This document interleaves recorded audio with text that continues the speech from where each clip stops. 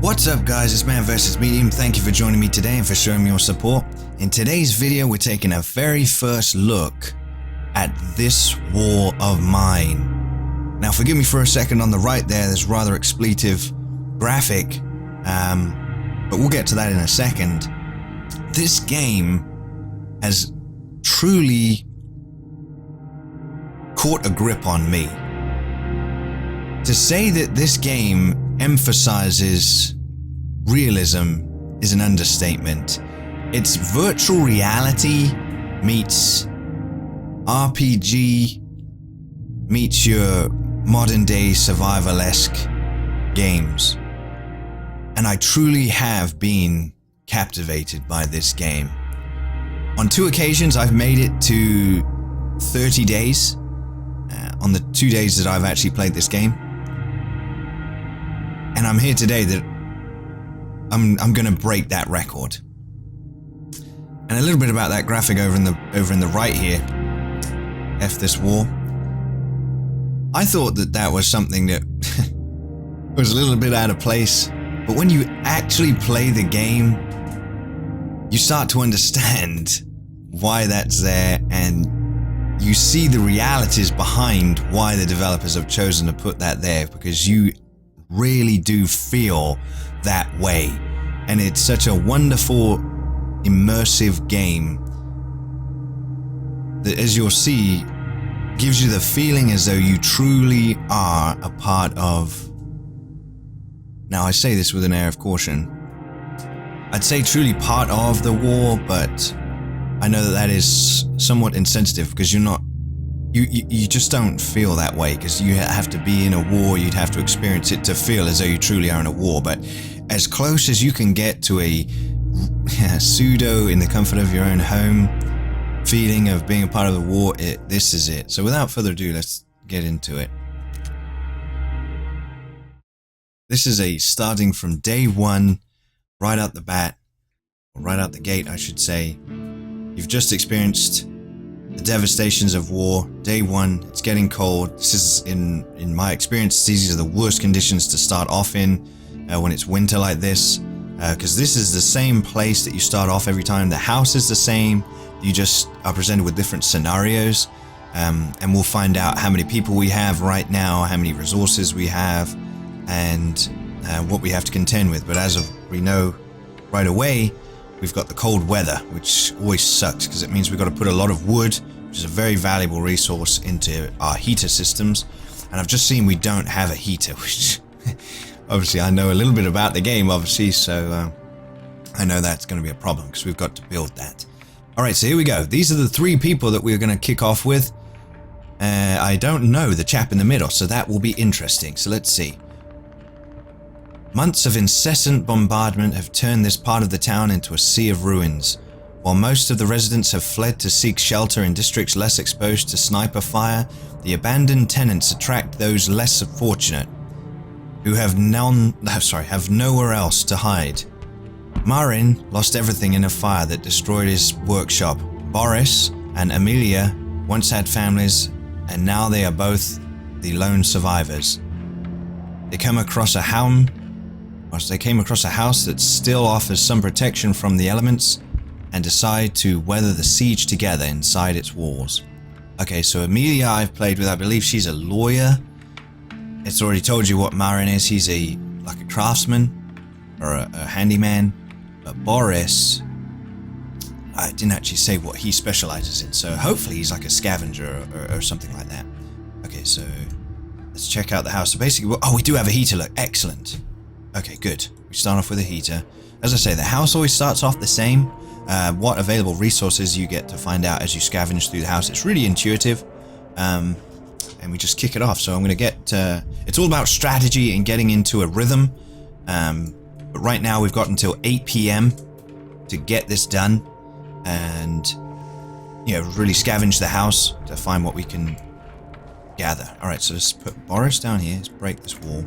You also have to be careful, because it's so real, when you're breaking things and really rustling through debris, you can hurt yourself, and that can happen in the game. That's why you have to use your workbench to create spades and different tools, and you upgrade your workbench, and you create other benches to really develop yourself. You've got a seat there for when someone's feeling a bit down, and there's different things you can do. So let's have a look. Okay, that's useful right now. That's useful right now. Water's perfect. We want water because I know a filtration system doesn't work during the winter. You actually have to come outside here and use the ice, and you melt it once you've created a cooker, and you can create water, but you also have to filter it. So there's a step extra. Let's run up there. Let's get Amelia. We don't have any lockpicks right now, so hopefully... Oh, yes, we do have lockpicks, don't we? Let's see what we can find. Okay, plenty of water, some... These are great for bartering, the electrical equipment. You need those later on for upgrades, but as of right now, are consumable. Good. You can use that to create fire. What, to stoke up the furnace at least? I just love this game. I'm just... Whether or not, you know, it's simple-minded, I really didn't enjoy it to begin with, but I got stuck into it, and it just grabbed me. The game just grabbed me. Everything about it is so well done. You know, it's just simple attention to details. Like when you zoom in, you hear the audio of the guy scavenging. I'd probably want to create a spade for him. So let's go through here real quick. Actually, let's send a meal down to the workshop, see if we actually have enough stuff to make a spade. You know, you really do have to think about what you're doing. Let's make a metal workbench. And I'll make this... I make this my workshop. Let's make a workshop. See, it takes a minute or two to really get through this rubble. And again, we have until 8 PM. And that's when we'll do our first scavenger hunt. I still have these two areas that I can search without any real conflict.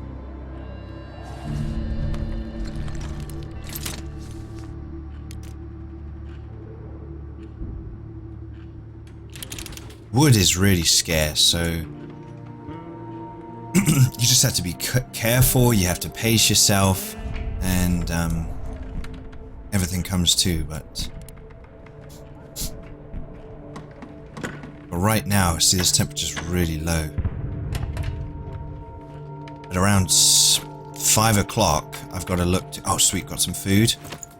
The sugar right now I can use to barter, because I'm not going to make any... I can use the sugar to make hooch. I'm not going to do that. Let's get him up. And then get him to do that. He should use the shovel. Good. See, it's not being very generous.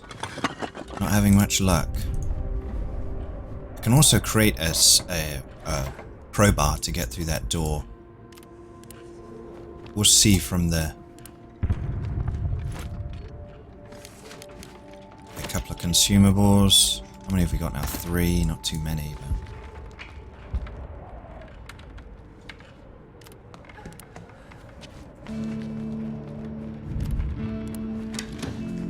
Cracking on.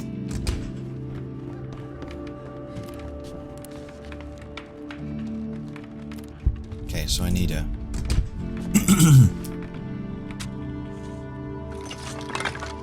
I'm gonna use a wrench to open that. Actually, I could probably make a crowbar. No, I can't. Bugger. So we'll leave that for now.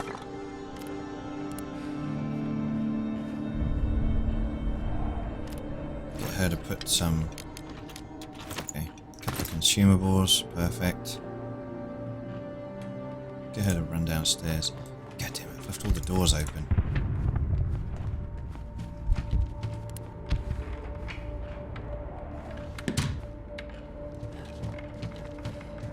It really does make a difference, but I always like to keep the doors closed. We need a meal to put those on the fireplace. I mean, if anything, we get the... Oh, nice. Okay, plenty of wood and some food, more consumables. Okay, that's helpful. That's full now. That should really boost up the heat. Could make another furnace, but we'll see. We'll see how it goes for the next couple of days. And whether or not she needs to go out and... Alright, here we go. Wow. I didn't make a bloody bed, but we're gonna guard for now. Strong but slow. Okay, but 17 slots? Boris, you are my man. I knew she was a lawyer, you see. I really love Arika. I hope Arika comes by, you know, and asks if she can stay with us. Because Arika really is really good. She can't carry the greatest amounts. She can only carry 10. See, this is what depicts how many items you can carry with you, or at least scavenge on a haul. But obviously slots get taken up. If you choose to take, say, a spanner with you, or a spade with you, or a weapon with you, these numbers diminish. What's his name? Pavel? I haven't looked up whether it's Pavel, or like Pavel or something, you know. He's really good because he has 12 and he's very quick. He's actually my #1 guy. Hopefully he'll come by too. There's one other scavenger chap that I'd had that had 15 slots. But this Boris is, we'll see. That other guy that had 15 slots wasn't slow. He was just a trained scavenger. So he had 15 slots and wasn't slow. But I imagine Boris is going to be very slow. So we'll see. We're not going to St. Mary's Church. Ooh. You see, I could go to St. Mary's Church, but from my previous experience, they don't take very nicely to men. He is sick. A ruined block of flats. A quiet house. Okay, we can't go there yet. I don't really want to go there because that usually depresses people because it's an old people's home. And that usually puts people in bad spirit. So let's send him to the ruined block of flats and see if we can pick up some stuff. And I'll send Emilia to St. Mary's Church. No. Scratch everything I've just said. I thought that was the hospital. I always get that mixed up. When I see St. Mary's, I automatically think St. Jude's, the hospital, you know, the cancer research hospital. Forget that. This place is bad. Like, they are really hostile there. You can search there, but forget that. The church, the hospital's right here. Okay, so stick to the plan, Blen. There's no time restraint on your planning. So that's why I'm rabbiting. I'm letting you guys get a grasp of what's going on. So we're going to use Boris. We're going to keep these two guys on guard because we need to make sure our stuff is protected, and then we'll create 2 beds in the morning and put everybody to sleep. Main focus right now is food. We want food and wood. We want lots of wood. We do need medical supplies. Medical supplies are great. They're great for bartering. Medicine is actually a real high yield item, and bandages are a real high yield item too. Okay, so we need all of those. We don't need the ammo. I've only actually used guns once in it, and it's a very, very difficult item to come by. You can barter with it. Okay, food. We do have wood. Wood always only takes up 2 slots. The consumables, components, you do get to carry more in a slot, but they obviously cost, use more. Let's go slowly, because as you can see up, there's other people. I don't see any red dots anywhere, so we don't know if there's any mice moving or if there's anyone on guard. So let's just keep focused right now. Okay, great. It's good for when we build a trap. You'll learn about that. Let's check through the door. I just love the feeling, because I know how to get into the rhythm of it more, but you do actually need to be cautious. You need every step. You need to be wary of what you're doing, and every decision can literally mean the difference between life and death. It's awesome. Oh, more food. So let's get rid of. We can always come back. That's the thing. You can always come back. But we definitely want the food. Definitely want the wood. Fill up on those. Coffee. We've yet to find out if we've got any coffee drinkers. Usually there's a smoker in the group.